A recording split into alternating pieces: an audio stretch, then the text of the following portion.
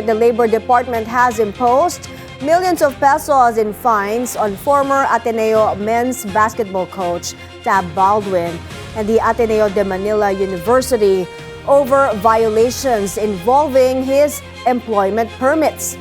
Baldwin is among those being held responsible for the Aurora tragedy, which claimed the lives of student athletes Rene Baterbonia and Divine Adili. Nasa linya ngayon si Chill Emprido. Chill, go ahead. Yes, may pinagmumulta nga ng Department of Labor and Employment o DOLE sa pangunguna nga ni Labor Secretary Francis Tolentino si resigned coach Tab Baldwin. Ito'y kaugnay sa kanyang employment status sa Pilipinas, kabilang na nga itong pagiging head coach ng Ateneo Blue Eagles basketball team. Sa naging desisyon may ng DOLE, pinagbabayad itong si Baldwin at Ateneo School University ng tig-10,000 piso dahil sa kabiguang kumuha ng alien employment permit para sa pagiging coach at empleyado nitong si Baldwin. Hati rin sila sa ipinataw na multang 4,900,000 dahil sa kabiguan naman nakapaghain ng Certificate of Exemption. Directly liable si Ateneo. So, ibig sabihin, kung hindi makabayad si Mr. Baldwin, si Ateneo ang babayad. Hindi naman 4.9 si Ateneo, si Mr. Baldwin. Isang 4.9 lang yung mga. Yung sa BI kasi, yun yung deportation. Kasi bago ka mag-deportation, kailangan harapin mo muna yung mga criminal cases kung meron na ipafile ang DOJ o si ITG.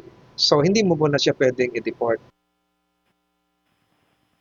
Maliban nga dyan, inirekomenda rin ng DOLE sa Bureau of Immigration itong pag-aaral sa summary deportation proceedings laban kay Baldwin. Kaugnay pa rin dito sa pagtatrabaho nito sa Pilipinas nang walang maayos na kaukulang dokumento. Nang tanungin natin si Baldwin kanina kaugnay sa naging desisyon ng Department of Labor and Employment, no comment lamang ang sagot ng resigned coach. May?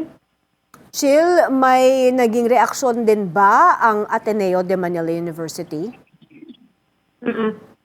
May kanina sa nangyari doon sa may press con after nitong desisyon ng DOLE, biglamang ding nag-exit ang Ateneo kasama itong si Coach Tab Baldwin at talagang umiling lamang si Coach Tab at ang mga personnel or official ng Ateneo nang tanungin kung ano yung reaction nila regarding dito sa ipinataw nga na multa na 4.9 million pesos at itong 10,000 pesos na multa bawat isa.